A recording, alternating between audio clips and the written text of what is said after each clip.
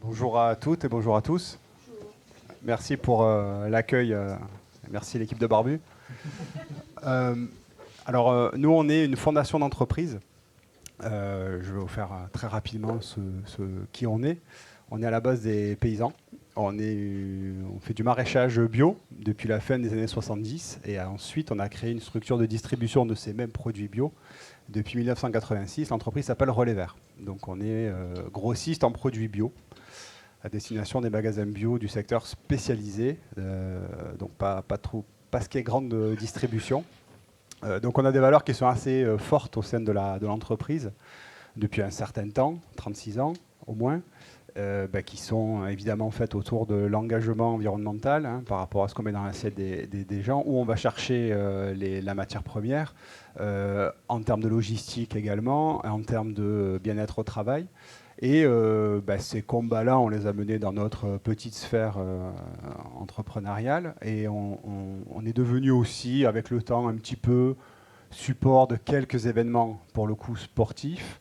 Et puis, on se disait, mais qu'est-ce qu'on va pouvoir arriver à faire, peut-être à créer un autre outil un jour, pour pouvoir continuer à promouvoir certaines valeurs. Voilà. D'où l'idée, en fait, de créer, il y a 4 ans maintenant et demi, la fondation d'entreprise Relais Vert. Donc, fondation d'entreprise, je ne sais pas si tout le monde est à la page au niveau juridique, c'est tout simplement une des formules juridiques possibles quand vous voulez créer une fondation. Vous avez des fondations abritées, voilà. Donc, l'objet, c'est un objet d'intérêt général, ok. Et donc, on s'est positionné. Malheureusement, on a créé la fondation parce que dans un premier temps, on n'avait pas vocation à le faire nous. On s'est dit, on va s'associer déjà à une fondation existante.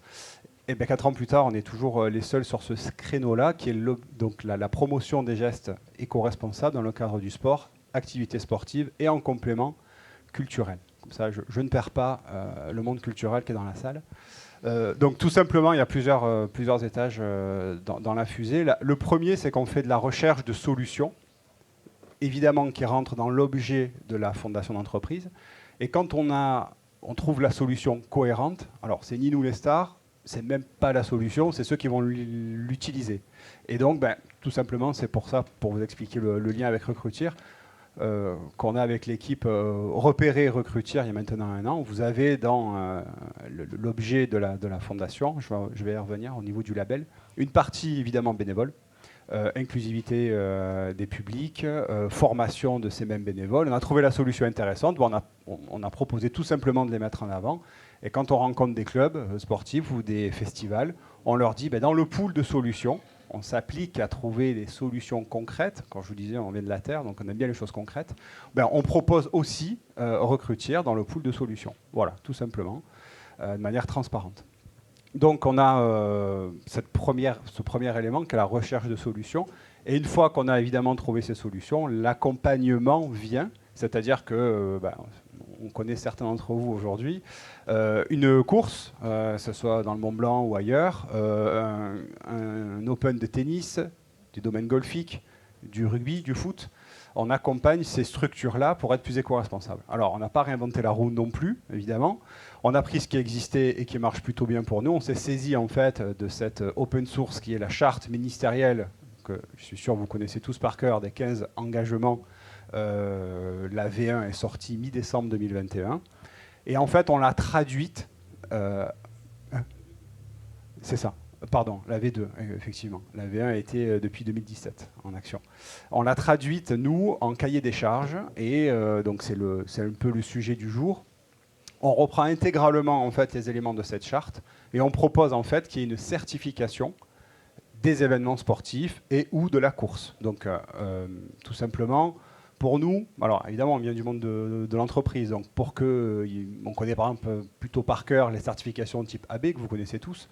Pour nous, pour qu'il y ait un travail de qualité, il faut que ce soit un tiers qui vienne certifier les efforts de la structure.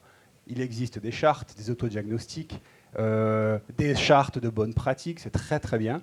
Mais nous, on se dit, voilà, pour valoriser ceux qui font un petit peu plus, et surtout pour ne pas donner de leçons, on n'est pas là pour ça, mais on est là pour accompagner ceux qui font. On a donc ce cahier des charges qui est en place et qui permet de certifier les efforts de la structure sportive. Donc sur les différents pans, je reviens rapidement. Donc les objectifs, en fait, c'est vraiment s'inscrire dans cette démarche éco-responsable. À qui s'adresse le label? Bon, mais je vous l'ai dit. La genèse, elle est aussi dite déjà. Alors nous, on a co-construit en fait ce label avec EcoCert. Alors EcoCert, pourquoi? Parce qu'on se connaît bien, ça fait 36 ans. Et donc peut-être certains d'entre vous le connaissent. On a une partie qui s'appelle chez EcoCert, pardon, le cabinet Les Enjeux des Hommes. C'est une filiale RSE d'EcoCert qui s'occupe plus particulièrement de ces problématiques-là. C'est eux, par exemple, qui ont généré les cahiers des charges pour le golf ou d'autres. Voilà. Donc on s'est associé avec eux et on a donc créé ce label. Donc concrètement, qu'est-ce que c'est? C'est qu'on accompagne, nous, toujours de manière, finalement bénévole, d'intérêt général, la structure. On la prépare en fait à cette labellisation. Et quand pour nous c'est bon, on passe le bébé à EcoCert, qui passe pour certifier, revient vers nous, nous dit, vous pouvez délivrer le label. Donc 3 niveaux de label, encore une fois, c'est pas pour faire joli, c'est pour suivre les engagements de la charte ministérielle, qui vous demande de mieux en mieux chaque année, pour 3 ans. Et on délivre ce label. Voilà. Donc très rapidement, on a la partie alimentation, que vous connaissez aussi très bien, donc avec une demande en fait de monter un petit peu sur ces points-là en année 1, en année 2, en année 3. Nous, du concret, quand on prépare en fait la structure, on explique aussi, on sait un tout petit peu de quoi on parle maintenant sur la partie label, qu'est-ce qu'il conviendrait de faire, vous dire, on fait un audit, vous êtes organisé de telle manière, c'est très bien, cette partie-là, on peut peut-être améliorer les choses, et on va passer du temps avec vous pour vous préparer, vous accompagner sur ces points-là.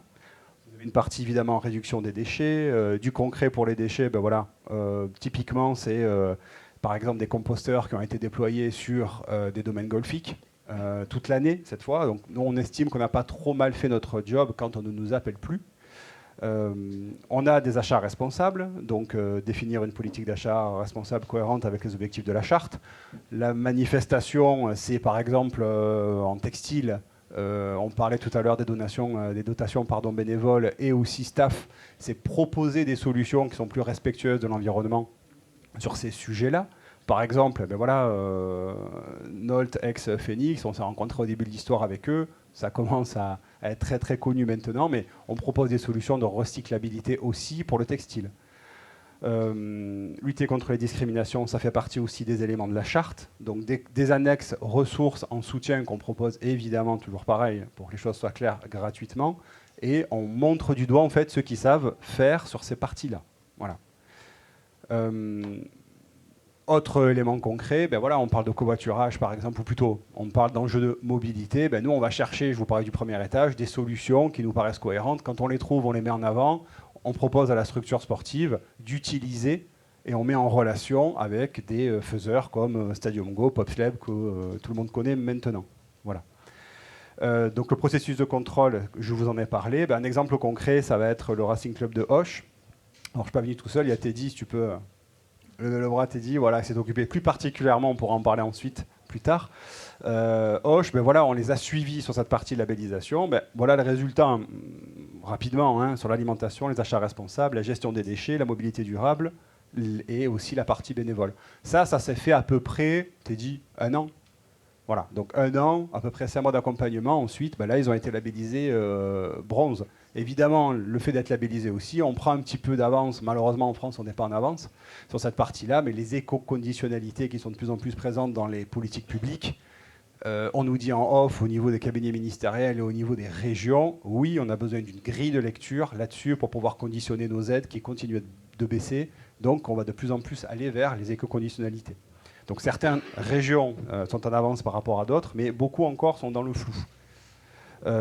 Donc voilà, sur d'autres événements, on vous a mis quelques exemples concrets, mais ça permet en fait de les faire progresser sur ces enjeux-là. Donc toujours par contre en lien, la différence peut-être avec d'autres, avec les travaux ministériels reconnus au niveau national et qui sont portés, alors l'actualité immédiate nous empêche de le voir, mais qui sont portés aujourd'hui au niveau européen. Donc sur cette partie-là, on n'est pas en retard. Donc voilà, à votre service pour discuter de ces enjeux environnementaux. Vous faites déjà dans vos structures respectives beaucoup d'efforts sur plusieurs aspects. Si on peut vous accompagner sur d'autres aspects et vous qualifier pour que ce soit reconnu à un niveau national, n'hésitez pas à faire appel à nous. Voilà. Toute question, on est là sur la journée. Concernant les événements comme nous du trail, on fait venir beaucoup de gens sur un même événement. La clé, notamment en émissions de carbone, c'est le transport. Oui. Est-ce que vous créez une voie d'événements globaux pour essayer de communiquer auprès du train, notamment, qui est une vraie source de mobilité pour le futur, et d'inciter les gens à arrêter de prendre leur voiture, même en covoiturage? Par exemple, notamment aussi sur le D4M, on a plus de 150 Belges qui descendent de Belgique et ils viennent avec leur voiture et on n'a pas encore de solution de train à leur proposer à des prix abordables. Okay. Alors ça, c'est votre job. Nous, en amont, on va venir. Ah, mais je dis ça à dessein. Nous, en amont, on va venir en vous disant voilà, il va exister plusieurs solutions. On va vous les montrer. On va montrer le jeu de cartes en fait. On n'a pas vocation à toutes les connaître. Si vous avez besoin de nous pour des réunions spécifiques, par exemple, comme on a pu le faire avec des communautés d'agglo pour mettre en place des bacs de tri, là, on va vous accompagner très volontiers. Par contre, on ne va pas se substituer en fait à votre parole pour aller discuter, par exemple, avec la SNCF ou Intercité pour avoir des solutions. C'est ça que le problème, c'est que tout seul, c'est difficile de discuter avec la SNCF et de leur dire vous ne pouvez pas nous réserver un wagon pour les pouvoir qui viennent de Belgique. Ben, il faut, enfin, si tout le monde se met à poser les mêmes questions, raisonnablement, ça va bouger. Parce que, je prends l'exemple espagnol, vous avez aujourd'hui des clubs, des top clubs, alors là on reste dans le ballon rond, qui ont signé des engagements sur plusieurs années avec la Renfe pour pouvoir se déplacer à domicile et à l'extérieur au niveau des équipes, par exemple masculines, féminines. Donc, ce que je veux dire, c'est que, pourquoi? Parce que ça fait des années que les clubs et aussi les organisations sportives demandent à avoir cette mobilité douce. Donc, si ça marche. Ouais, si je peux me permettre, justement, ça fait une bonne transition. Je suis Jérémy Larsen, je suis organisateur de courses à pied, triathlon, courses sur route, etc. Et président d'un collectif qui s'appelle le CESO, je ne sais pas si vous en avez entendu parler, qu'on a créé il y a maintenant, Romain, tu peux me préciser, mais qui a peut-être 2 ans informellement, qui est officiel depuis 6 mois, et où le but c'est justement il y a beaucoup d'acteurs du monde de la culture ici, qui est un monde qui est très structuré, qui est puissant, qui fait du lobbying, et c'est très bien comme ça. Donc on s'est inspiré de ça parce que notre secteur des organisateurs d'événements sportifs outdoor n'est pas du tout structuré. On l'a vu pendant le Covid, où on a été complètement, pas mis de côté, mais on est invisible. Quand on va parler, moi ça m'est arrivé d'aller parler avec des parlementaires à qui j'ai appris que je payais de la TVA, par exemple, avec le président de la cellule sport de l'Assemblée nationale, quand même. Donc, le but, ça a été de créer une structure, justement, qui va rassembler tout le monde et qui va faire, qui va faire converger nos intérêts communs. Et justement, le jour où on a à peu près plus de 5000 organisateurs en France, on parle de 14 000 événements, 5 millions de participants, c'est colossal. Le jour où on sera assez puissant et lourd pour aller parler à tous ces gens, on nous écoutera en fait. Le jour où on va aller voir la SNCF et on va leur dire écoutez, nous on présentera jamais toutes les organisations qui existent, mais le jour où on va arriver et dire qu'on présente 2-3 millions de personnes, de participants, je pense qu'on va nous écouter. Parce qu'effectivement, un par un, on pèse rien du tout, quoi. Donc c'est aussi le... Comment ?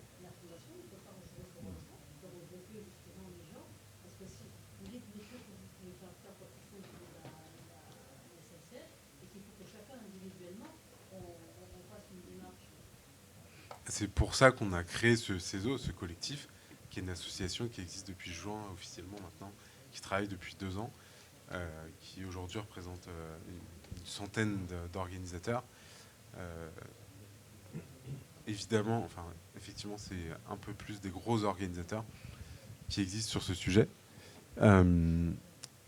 Mais c'est le but, en fait, c'est de se regrouper pour, sur tous ces sujets-là, aller parler aux acteurs qui nous intéressent. On est en train de travailler sur des sujets d'assurance, sur des sujets de créer un outil de bilan carbone. Parce qu'aujourd'hui, tout ce qui existe n'est pas du tout adapté à nos événements. Donc c'est le but de se regrouper. On a voulu faire des adhésions qui sont vraiment très peu chères pour vraiment parler à tout le monde. parce que personne n'a aucun intérêt à gagner de l'argent là-dedans. Donc voilà, on pourra reparler de ce collectif.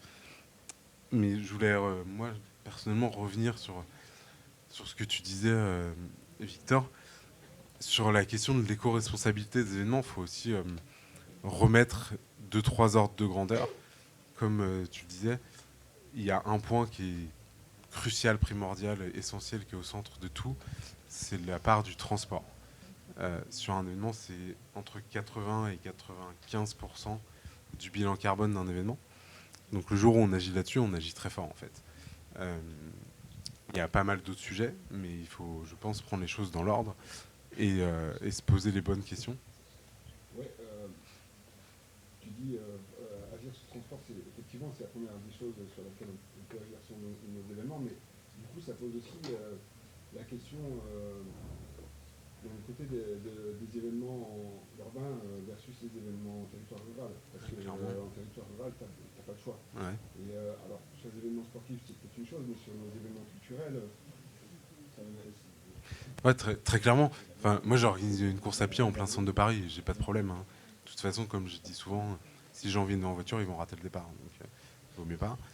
Mais il y a vraiment ce sujet. Il y a des événements et des territoires où, en fait, il n'y a pas d'accès en transport. Du coup, là, les solutions, elles viennent d'acteurs comme le covoiturage, comme mettre en place des navettes, des parkings relais, pour faire ce qu'on peut, en fait. Nous, on en met en place des navettes, mais c'est nous qui les payons. Ah bah oui. Mais on a, enfin, voilà, est-ce que, à un moment donné, je sais pas, est-ce que l'État pourrait pas aussi jouer ce rôle-là, finalement, je sais pas, je suis pas Alors, certain. Parce que l'État, si on attend toujours beaucoup de l'État, il faut, je pense, en attendre de moins en moins pour pas être déçu. Et je voulais aussi répondre à madame, c'est que vous faites des spectacles, festivals en milieu rural, vous vous bougez sur la partie, effectivement, transport, qui est une partie importante du scope. Vous mettez en place des navettes, c'est aussi, vous allez vous interroger vos députés, vos politiques, etc., pour, justement, chaque année, leur dire, voilà ce qu'on fait, voilà ce que ça nous coûte, voilà les enjeux éco-responsables. Si on continue comme ça, à horizon de 10-15 ans peut-être, on ne pourra plus faire ce festival à cette période-là. On prend des engagements. Quels sont les vôtres? Donc vous voyez, il faut que ça se fasse entre aussi vous et la partie politique, territoriale, responsable du territoire. Je suis d'accord avec vous sur une partie lobby aussi. D'autant que le transport est une compétence des régions. Oui. Donc c'est quand même, je pense, plus simple d'aller voir des élus locaux que d'aller taper... J'étais chez eux hier à la porte du ministère et Ben oui. voilà, on me dit c'est cool ce que vous faites, mais continuez. Et puis démerdez-vous quoi. La question, enfin, c'était juste pour dire la question du bilan carbone, effectivement, pour des événements en territoire un petit peu éloigné, c'est... Le bilan carbone, je ne sais pas ce que tu en penses, Jérémy, il ne faut pas se traumatiser non plus avec ça. Nous, on est très concret, c'est-à-dire qu'on apporte des solutions sur différents aspects, encore une fois, en reprenant les éléments de la charte. Ces éléments-là vont montrer que vous faites et que vous mettez en place des choses. Vous avez une obligation, non pas de résultats, mais de moyens pour le coup. Quand on propose des choses comme le covoiturage, vous mettez en place ça. Vous n'êtes pas responsable, malheureusement, puis c'est comme ça, qu'il y ait 100% des gens qui vont adhérer à votre solution. Par contre, vous mettez en place ces solutions-là. Et ces changements, ces évolutions de comportement, on va les retrouver dans les phénomènes d'imitation plus tard, sur d'autres sujets. Et donc, ça va permettre d'accompagner vraiment avec des gestes éco-responsables dans la vie de tous les jours pour beaucoup. Voilà. Il y a pas mal de solutions concrètes. Je me rappelle d'un événement que je ne sais pas dans quelle région vous êtes. Moi, j'avais organisé une course à pied dans un site Natura 2000. On n'avait pas la capacité de stockage de parking pour autant de coureurs. À Lyon, à Miribel. Donc, on avait mis en place des navettes et puis le parking, on en avait fait un parking de covoiturage. En disant aux gens, en fait, si vous arrivez tout seul, vous allez devoir payer. Ce qui n'était pas vrai, on ne le faisait pas. Mais on incitait à changer de comportement et du coup à se regrouper, à créer du covoiturage eux-mêmes. À l'époque, ça n'existait pas, bobsleigh et compagnie. Mais globalement, je pense qu'il faut que, quand on essaye de monter une démarche éco-responsable de notre événement, je dis forcément éco-responsable, j'aime pas le terme développement durable parce que ça veut dire qu'il faut se développer. L'ADEME a remis au centre, il n'y a pas très longtemps, ce sujet en disant qu'il vaut mieux, et c'est un peu contre-intuitif, mais il vaut mieux 10 événements de 10 000 personnes qu'un événement de 100 000. Parce que forcément, la zone de chalandise s'étend, et donc on fait venir les gens de plus en plus loin. Quand le transport est le sujet central, forcément on pollue beaucoup plus. On démultiplie cet effet-là. Donc il vaut mieux, il faut réfléchir à la dimension de son événement, ce vers quoi on veut aller. Parce qu'on a, je prends mon exemple de ma course à Paris, qui s'appelle la Grande Course du Grand Paris, qui est une course assez jeune, qui a 5 ans, donc on a essayé dès le départ de remettre un peu à plat beaucoup de choses qu'on fait dans ce milieu-là par empirisme. On met des bouteilles d'eau, on met des t-shirts, sans trop réfléchir pourquoi. On a essayé de réfléchir. Et je pense que c'est là-dessus qu'il faut, à un moment, se poser les bonnes questions avant d'aller dans le concret, ce qui est très important, parce que c'est par là que ça passe. Mais se dire, qu'est-ce que je veux faire de mon événement ? Est-ce que... je prends un exemple tout bête, mais moi, sur ma course, on n'a pas fait de site web en anglais, parce que j'ai pas envie d'attirer des gens au-delà de l'Île-de-France. Je vois pas trop l'intérêt. Il y a 15 millions d'habitants en Île-de-France, il y a énormément de coureurs. J'ai largement le levier pour faire 10, 15, 20 000 coureurs et ça suffira. Et au-delà de ça, après aller dans le concret et reprendre un peu les sujets un par un et se dire, globalement on a une réflexion, je vais prendre des exemples très concrets pour que ça parle, mais sur chaque sujet se dire, est-ce que c'est essentiel à mon événement ? Oui ou non ? Est-ce que c'est important ? C'est pas la même question, c'est pas la même réponse. Et est-ce que c'est utile ? Et en fonction des réponses, on se dit, bon, on va le faire autrement, on peut pas le faire autrement, ou on va arrêter de le faire. S'il faut prendre des exemples, nous sur ces sujets, j'ai 3 exemples avec des réponses différentes à chaque fois.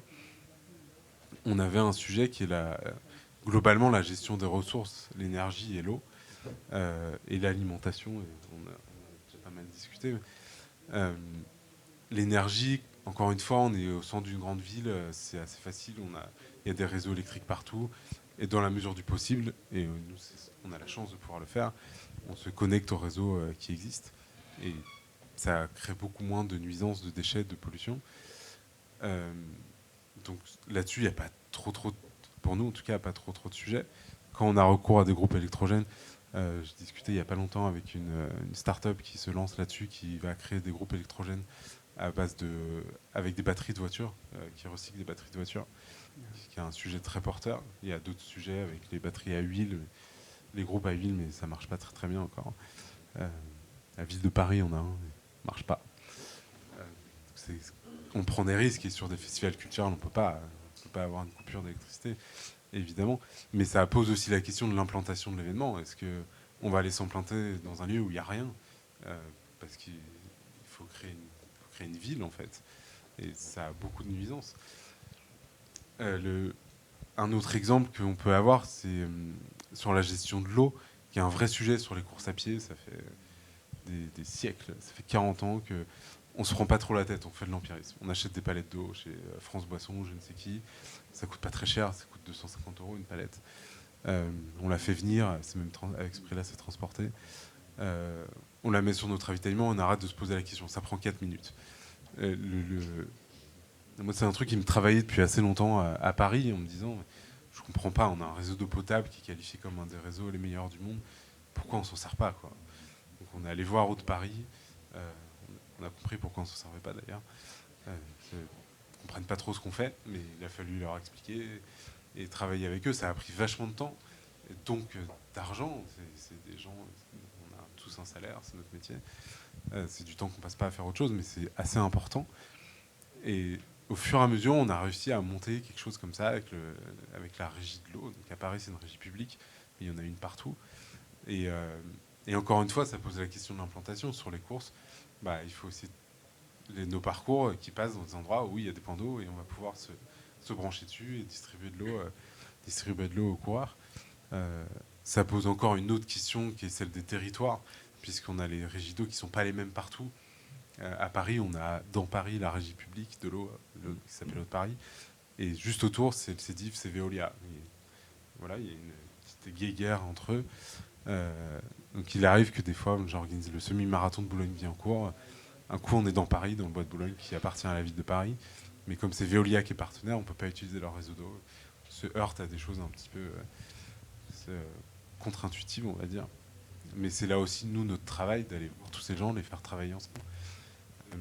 Et donc, pour finir, sur l'eau, on a réussi on est, à ma connaissance, la seule course parisienne qui n'a jamais eu et qui n'a aucune bouteille d'eau de plastique à usage unique. Le plastique, c'est pas diable, mais le plastique à usage unique, un peu plus. Sur cet événement, on se raccorde à un réseau d'eau potable. On a ce qui s'appelle des rampes. On a un prestataire pour ça. Et ce que j'ai pas dit, c'est que ça nous coûte à peu près 4-5 fois plus cher que faire en dehors du temps passé. Hein. Mais en termes de moyens techniques, que d'acheter des palets d'eau. Mais il faut l'assumer aussi. Et donc, c'est des gobelets, en fait. C'est des gobelets qu'on remplit. Donc, ça demande un peu plus de bénévoles, le sujet d'avant. Mais qu'on pré-remplit, ça demande de changer les comportements parce qu'il y a certains coureurs qui vont nous dire oui, mais c'est trop compliqué de boire quand on court. Ouais, ok, super. Tu fais 1h45 au 10 km. Non, c'est pas très sympa. Mais clash pour les coureurs qui prennent leur temps quand même, je trouve ça. Non, mais justement, cette parole, elle vient souvent de gens. Les élites, déjà sur un 10 km, ils s'arrêtent pas, donc il n'y a même pas de sujet. Mais ils ne font pas 10. Ah si, quand même. Je plaisante. Mais en plus, ça va vers un changement de comportement. Il y a des gens qui sont plus spécialistes que moi sur le trail, sur ce sujet, mais ça a été induit il y a une dizaine d'années. Aujourd'hui, il y a beaucoup de trails où on est obligé d'avoir son propre gobelet, et ça pose plus de problème, c'est rentré dans les mœurs. Je prends juste en complément, je dirais que c'est même attendu. C'est-à-dire qu'on voit des courses d'une année sur l'autre. Elles prennent des risques, elles se disent effectivement il faut changer de modèle, il faut casser le modèle. Alors on leur explique gentiment qu'à 2,6 degrés d'augmentation, on ne pourra plus faire les courses dans 10-15 ans. Donc il en va alors de la possibilité demain de faire entre 45 et 60 jours de sport en moins par an à cause des vagues de chaleur, etc. Une fois qu'on a posé le débat, on leur dit est-ce que ça ne vaut pas le coup quand même de rentrer ces problématiques-là dans votre organisation. Et je rejoins Jérémy de dire on arrête avec les bouteilles d'eau. Bring your own device, vous prenez votre gourde pour l'année prochaine, vous vous rendez pas compte. Alors, ils voient encore, et je comprends, hein, on est dans un modèle hérité, voilà, c'est un client, le dossard, et pareil pour des festivaliers. Non, aujourd'hui, c'est vous amenez votre propre, on vous explique pourquoi, et vous aurez même des sponsors pour atténuer ce coût qui est effectivement à date très important par rapport à ce que vous avez. Vous aurez même des sponsors qui vont lever le doigt en vous disant, nous, on veut s'afficher, évidemment dans le cadre de notre politique RSE, et on va vous aider pour cette nouvelle organisation. Et d'une année sur l'autre, ce que je voulais vous dire, c'est qu'on a beaucoup de personnes qui vont participer à la course et dire « Ah ouais, qu'est-ce que vous attendiez ?» Alors oui, il y a ce double discours un petit peu de dire ça, et « Ah ouais, c'est pas trop tôt. » Donc vous avez quand même cette conscience, et dès qu'on dit maintenant c'est comme ça se passe très bien. Mais il faut aussi aller dans le... Comme tu dis, il y a des sponsors qui vont s'y mettre, mais il faut aussi aller dans le fond du sujet, puisqu'on en revient du coup au contenant. Donc tout le monde, on va tous penser à l'EcoCup, qui n'est pas en fait la vraie solution. Une EcoCup, c'est encore une fois l'ADEME et le WWF, il me semble, qui avaient sorti une étude là-dessus. L'EcoCup, elle doit être utilisée 6 fois pour être écologiquement, entre guillemets, rentable par rapport à un gobelet en carton. Ce qui n'est pas le cas en fait. L'EcoCup, c'est le nouveau tote bag, quoi. Tout le monde en a 150 chez lui. Et il y a des stades notamment où la consigne est rendue difficile exprès ça devient un centre de profit. Je pense que ça ne doit pas être le but. Et nous sur ce sujet, en fait, encore une fois, on y a passé beaucoup de temps. On est allé voir la propreté de Paris, on a discuté avec eux, qui nous a appris des choses qu'on ne connaissait pas. Sur les courses, la plupart des bouteilles, elles sont pas vides en fait au ravito. Et donc on se retrouve à inonder les centres de tri qui sont pas faits pour ça. Donc et là encore, ça rejoint la question globale de la consigne du plastique, mais on décharge sur la collectivité qui n'a rien demandé. Moi, je suis une société privée, je grossis le trait, mais je fais du business sur la voie publique, en gros. Hein. Donc, on n'a pas à se décharger de ça chez eux. La ville de Paris est partenaire, il y a un partenariat, ils ramassent nos déchets et les trient. À nous de leur faciliter la vie, en fait, et d'assumer notre position là-dessus. Et en fait, on se rend compte à la fin. J'ai une petite anecdote, c'est que la première année, on a fait ça. 2 jours après, il y a le directeur de la propreté de Paris qui m'a téléphoné. Je me suis dit, oula, je vais me faire défoncer. Et en fait, pas du tout. Il nous a dit, je vous félicite parce que j'ai jamais vu ça. Jamais vu d'un ravitaillement aussi propre. On a eu très peu de boulot. Et donc, je pense que tout le monde doit aller dans ce sujet-là. Mais encore une fois, comme tu disais, c'est pas une question de donner des leçons. Nous, on a la chance d'être un événement qui est tout jeune, qu'on a créé. Donc, on a les mains libres, on fait ce qu'on veut. On a choisi nos partenaires. Et puis, au début, on n'en avait pas, puisque l'événement il sortait de zéro. Et qui nous ont permis d'aller sur ces sujets. Maintenant, il y a des choses... des fois, je pense qu'il faut provoquer le changement, comme tu dis, et assumer des choses. Et c'est mon deuxième exemple sur les t-shirts, où du coup, la question, comme je disais tout à l'heure, c'est poser les 3 questions. Est-ce que c'est indispensable? Non, pas du tout. Absolument pas. Les gens n'ont pas besoin de t-shirts. Pourquoi? C'est comme les éco-cups et les tote bags, quoi. Ils en ont 150. Est-ce que c'est important? Bah non, non plus. Est-ce que c'est utile? Non, moi je pense que non. Est-ce qu'on peut le faire autrement? Bah en fait non. La réponse est évidemment non, puisque un t-shirt aujourd'hui, le modèle, comment il est fait, soit il y a un équipementier qui les offre, donc ça ne coûte rien à l'organisateur, soit on les achète, je l'ai fait. Comment?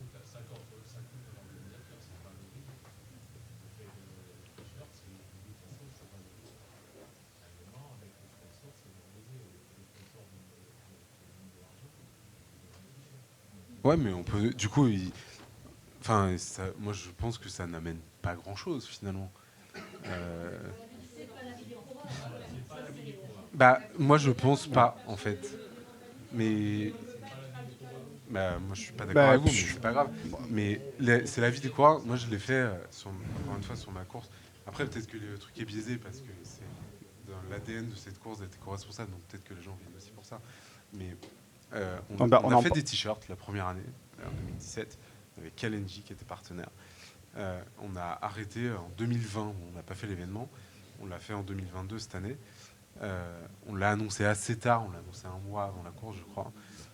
Et pareil, on s'est dit, on va se faire insulter. Et en fait, mais pas du tout, quoi. Les gens s'en fichent. Et les quelques personnes qui ont eu cette réflexion de venir dire, j'ai pas de t-shirt, etc. Franchement, j'en ai eu 5 sur 10 000. Donc à la limite, s'ils viennent pas, bah, tant pis, c'est pas très grave. Et quand on leur explique, ils comprennent tout à fait, quoi. Parce que je pense qu'il y a un vrai problème pas de pédagogie, mais de connaissance. Ce que tu disais tout à l'heure sur Nolt. Peut-être que monsieur. Nous, du coup, c'est important. C'est pour répondre à on votre question. là, on travaille avec Circle. Je travaille pour le marathon de Tours notamment, qui a mis en place, qui est une très vieille course, qui est très différente d'ailleurs. C'est une course qui a 40 ans, qui est une course sur route. Il y a un marathon, un 20 km, un 10 km. C'est une course très classique, si je puis dire, qui a pris le parti de faire ça cette année, de stopper les t-shirts. Donc qui a pris un vrai risque pour le coup. Je suis bien conscient que moi j'en prends pas beaucoup puisque ma course est très récente, etc. Qui a mis en place un autre modèle avec une marque comme Nolt qui s'appelle Circle, donc qui a vendu les t-shirts en option en fait aux coureurs. Ils ont baissé leur tarif d'inscription de 2 euros, 3 euros, je sais plus, ce que ça leur coûtait puisque eux n'avaient pas de sponsor, ils les achetaient. Et on va pas se mentir, acheter un t-shirt en Chine, c'est ce que ça coûte. J'ai déjà acheté des stocks de 10 000 t-shirts, ça coûte 1,50 €. Et du coup, les gens l'achetaient une quinzaine d'euros, entre 15 et 20 euros, sur option. Donc ils ne sont pas obligés. Ils ont pris le parti de faire un joli t-shirt avec des éléments de la ville, avec un graphiste. Et il n'y a plus de partenaires dessus. Et ils auraient dû être là, mais ils ne sont pas là, c'est dommage. Mais de ce que j'en ai vu et entendu et discuté avec eux, les partenaires ont très bien compris qu'ils ne pouvaient plus être sur les t-shirts. Parce qu'ils en ont acheté un stock qui vont écouler sur plusieurs années. Mais on trouve des solutions de remplacement, on les met autre part sur le parcours, on les valorise mieux que ça en fait. Parce qu'il y a un vrai... Alors beaucoup moins depuis quelques années, mais on a tous quand même des exemples de t-shirts qui sont pas très jolis, quoi. Parce qu'on a des gros logos un peu partout. Et je suis d'accord avec vous qu'on peut pas partout être radical du jour au lendemain. Ouais, progressif. Et ben, Complètement, sur quelques années. C'est d'ailleurs cette question de Ben, la charte qui dure c'est ce qu'on se dit, hein, c'est qu'il faut accompagner, mais il faut y aller. C'est-à-dire que s'il n'y a pas de prise de conscience de ces enjeux éco-responsables, alors là on parle du sujet textile, qui est quand même le deuxième plus gros pollueur de la planète, mais si on n'a pas cette prise de conscience et si vous ne l'intégrez pas, vous aurez toujours, le coureur il veut ça. Non, le coureur il veut pas ça, le coureur il prend ce qu'on lui donne. Il a un produit en face de lui aujourd'hui. Si vous lui expliquez par contre, vous voyez, peut-être que dans quelques temps, on ne pourra plus faire la course pour de multiples raisons. On vous propose ça en option. Idem pour une EcoCup. On ne vous donne pas une EcoCup, par exemple. C'est un autre débat, mais on vous propose plutôt une location. Les choses évoluent. Et ensuite, vraiment, comme le disait Jérémy, je souscris, il y a beaucoup de courses qui, elles, ont été plus radicales. Peut-être qu'elles pouvaient se le permettre aussi. Et elles ont été suivies du jour au lendemain par leurs sponsors, y compris les sponsors qui proposaient le t-shirt sempiternel, j'ai fait le semi-marathon de machin, etc. Voilà. Et qui ont mis plutôt de l'argent sur la partie eau, sur de la partie énergie, sur des solutions de mobilité. Donc c'est en train d'évoluer. Ce que vous disiez, nous, quand on a arrêté, on a eu ce débat avec Decathlon, Energy. Et en fait, on est allé les voir, on leur a dit, nous, on voudrait travailler avec vous, à apporter, déjà rompre avec ce symbole du t-shirt. Pour moi, c'est un symbole. Il y a des symboles dans la vie, peut-être que des fois il faut casser. Et faire un autre produit éco-responsable. Et Decathlon, quand même, sait faire ça.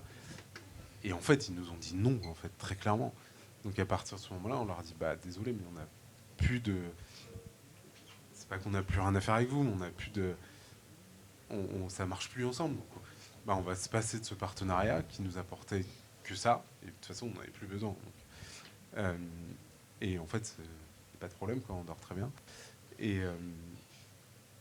comme pour revenir à cette question de palier, ce qu'on a acté ici à Montpellier, au marathon de Montpellier qui a lieu le 19 mars, qu'on organise, c'est dans le formulaire on demande aux gens s'ils veulent ou pas un t-shirt. Et ceux qui mettent non, en fait, comme c'est un événement où les t-shirts étaient achetés, il y a une petite réduction sur l'inscription. Mais d'un autre côté, ça rejoint une autre question un peu plus large, qui est de dire, est-ce que c'est pas moi, je suis complètement contre ça. Que quand un coureur nous dit, ok, pourquoi je paye 20, 30, 10, 15, peu importe, mon inscription si j'ai plus de t-shirt? Parce qu'il a ce référentiel de se dire qu'il a un t-shirt qui vaut 15 ou 20 balles chez Decathlon. Alors que, c'est pas vrai, ça coûte 2 € quand on l'achète en Chine. Mais ça, personne ne le sait. Et 2, il faut que nous, on arrive à faire de la pédagogie et à valoriser l'expérience de l'événement. Parce que si on vend, si on dit, mon événement, il coûte, je sais pas, 20 €, et par contre, ça justifie parce que vous avez un t-shirt, un stylo, un machin, un truc, on dévalorise complètement notre produit, en fait. Et il faut arriver à...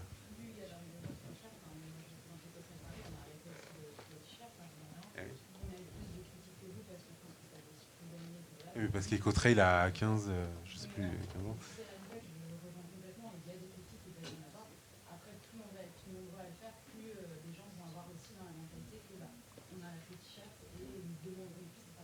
Et faire de la pédagogie, on a beaucoup de sujets avec Justine, il faut expliquer en fait. Oui, parce qu'il y a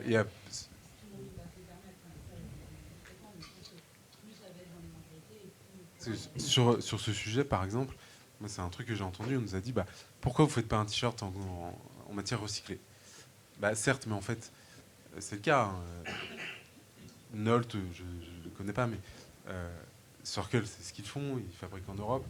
Un t-shirt, même à grosse échelle, ça vaut entre 15 et 25 € hors taxe.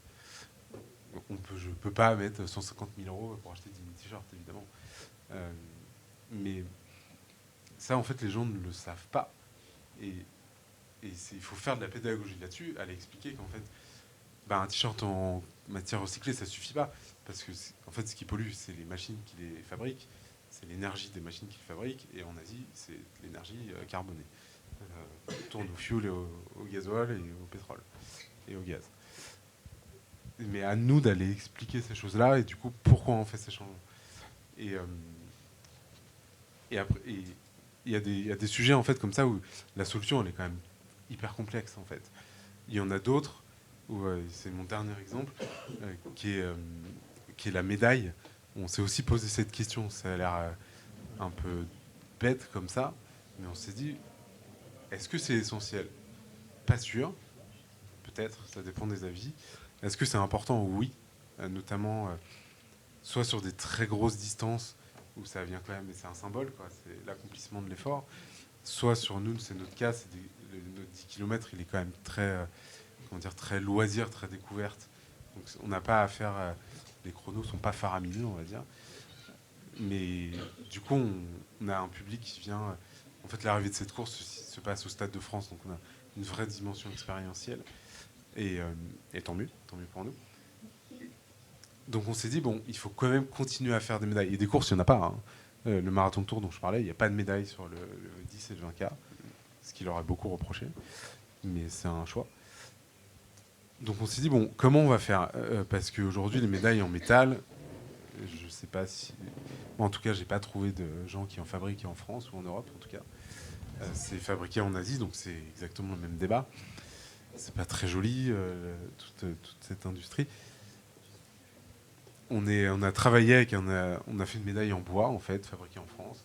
Alors on a eu un peu de critiques parce que le bois c'est léger, donc on a moins cette comment dire, cette impression de poids, de cadeau, quoi. Ouais, mais bon, oui, mais c'est pas grave. Je pense qu'au fur et à mesure des années, ça va s'installer et les gens vont le comprendre.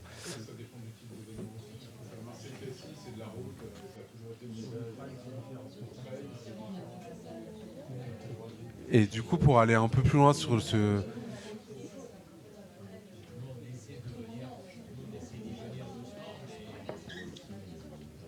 Non, mais je sais que c'est un vrai sujet, il y a des critiques. Et du coup, pour aller un peu plus loin sur ce sujet, on a essayé de lui donner une utilité. Parce que, en fait, c'est un peu comme le t-shirt ou les co-cups, quoi. Souvent, les médailles, elles finissent au fond d'un tiroir et, au bout de quelques semaines. Donc, c'est vraiment un petit symbole et ça n'a pas beaucoup d'impact. Mais on a inventé en 2019, j'ai vu qu'à Marseille, Cassie, vous l'avez fait aussi, je ne sais pas de quand ça date. On a inventé une graine, une médaille à planter. En fait, à la base, on voulait faire un dossard, sauf que bon, c'est un autre sujet d'ailleurs, des puces. On est sur des puces qui ne sont plus réutilisables. Et je trouve que c'est très dommage, mais on en reparlera. Qui rend les dossards pas recyclables. Donc il y a un vrai sujet là-dessus. Et du coup, on s'est dit, bon, on va bifurquer, on va donner une petite utilité à cette médaille. Donc il y a un petit trou dans la médaille avec un petit papier autocollant dessus avec quelques graines de fleurs, de tournesol, etc. Et ça, c'est un côté un peu romantique, mais ça donne une espèce d'accomplissement, d'héritage à ce sujet. Et je trouve que c'est important de donner une utilité, en fait. Le SMI de Paris avait fait un décapsuleur, je crois, il y a quelques années. Et pourquoi pas? Enfin, c'est un autre point de vue. Bon, après, le sujet de la médaille, il n'est pas non plus central, mais il permet de faire aussi passer des messages à ce moment-là. Et je te rejoins sur la partie de médaille, par exemple. C'est ce que je disais tout à l'heure, il y a des symboles qui sont importants. Voilà, il y a des symboles importants au travers desquels vous pouvez faire passer des messages pédagogiques. Et s'il y a une chose à retenir aussi, c'est par rapport à vos organisations, chacune. Pourquoi vous faites ça aujourd'hui? C'est important de se poser des questions simples. Qu'est-ce qui fait que vous faites ça aujourd'hui? Comment vous voyez votre organisation dans 3-5 ans? Encore une fois, en mettant en exergue aussi les contraintes environnementales, très fortes, de plus en plus fortes. Et qu'est-ce que je fais demain, en fait? Et à partir de là, on peut avoir des réponses. Et finalement, peut-être vous rendrez compte aussi dans la logique. Ah ouais, en fait, je prends un exemple tout bête, certaines courses, c'est toujours plus de dossards chaque année. Ah ben ouais, on arrive à combien Marseille-Cassis? C'est pas, voilà, 20 000. Bon. Est-ce que c'est soutenable de faire ça sur les prochaines années? C'est une question. Hein. Oui, moi, j'ai ma réponse. Mais comment on fait, du coup, peut-être pour que l'expérience, elle soit beaucoup plus valorisée qu'aujourd'hui par ce type de course, par exemple? Vas-y, Martine.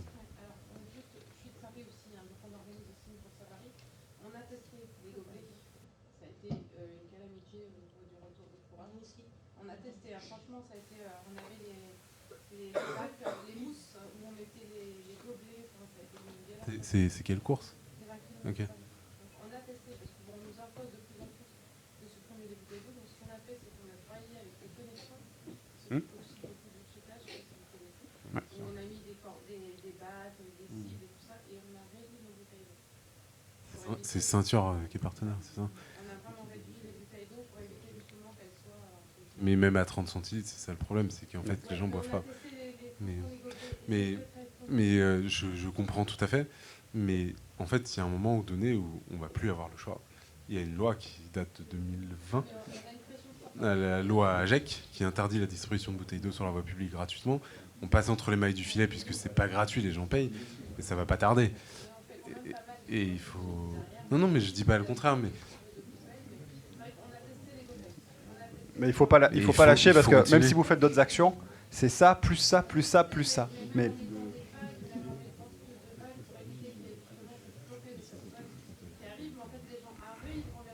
Et du coup, il y a. mais Et du coup, il y a peut-être trop de coureurs. C'est peut-être ça. Il y a peut-être trop de coureurs. C'est peut-être ça la question. ouais. Si vous faites 20 km et il n'y a pas trop de coureurs, vous êtes à combien de dossards?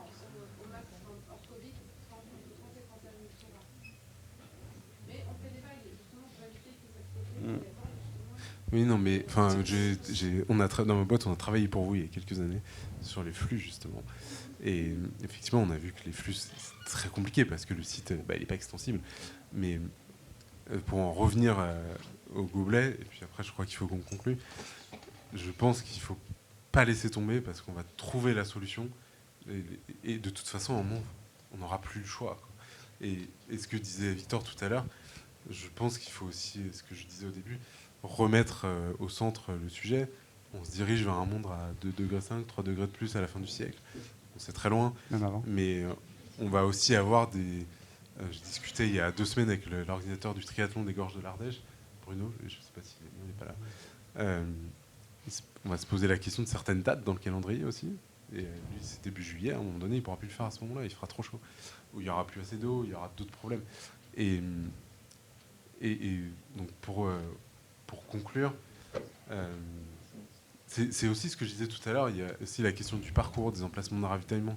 Il y a pas mal de choses à remettre en question dans ces sujets finalement. C'est pas juste le gobelet.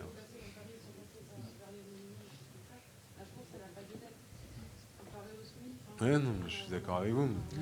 Tout ça pour montrer que c'est un sujet en fait complexe. C'est pas juste on arrête les bouteilles, on met des gobelets. C'est quand même assez complexe.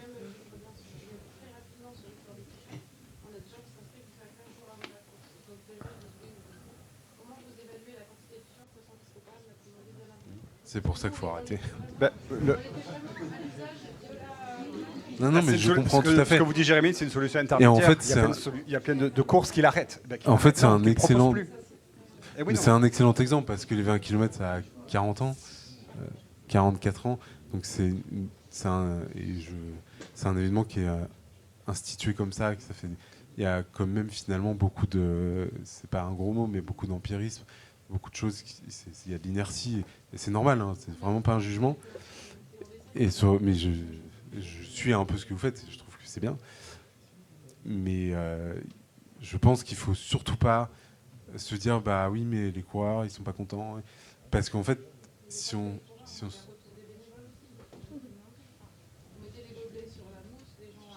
ouais.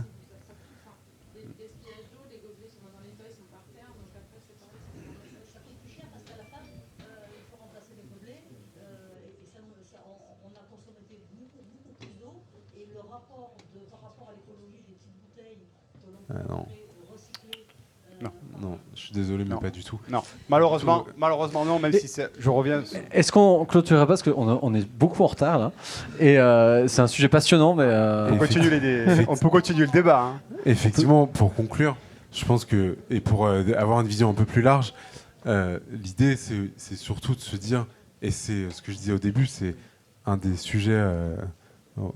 Romain sait très bien combien je pousse ce sujet au sein du CESO. C'est un des sujets du CESO sur la partie sport. Et je pense qu'il y a beaucoup de ponts à faire avec la culture. Un jour, on y viendra. Sur tous ces sujets. Et c'est vraiment la raison d'être du CESO, c'est de réfléchir tous ensemble à ces choses-là, trouver des solutions ensemble. Parce que, comme vous dites, oui, ça coûte plus cher, mais non, on n'a pas le choix. Et en termes de... Victor me corrigera, mais Non, c'est pas vrai. Écologiquement, ça restera toujours plus rentable, entre guillemets, c'est pas le bon mot, d'utiliser les ressources qui sont là à nos pieds. Parce que la bouteille de Vittel, elle a fait 800 bornes avant pour venir. On n'a pas le droit de faire de mettre un biscuit du jour comme madame, on n'a pas le droit de faire beaucoup de choses et qui nous oblige à mettre des biscuits du jour. Ouais, mais c'est donc il faut qu'on soit 4000 adhérents au CESO et que le CESO aille voir ces gens-là et leur dise désolé les amis, mais vous racontez n'importe quoi, il faut qu'on trouve des solutions. Et donc pour conclure, il me met la pression lui là. Je pense qu'il faut collectivement, il faut surtout se poser, au-delà des aspects techniques, pratiques, se poser les questions de ce qu'on veut faire de nos événements, comment on les fait, pourquoi on les fait, quelle dimension on veut leur donner.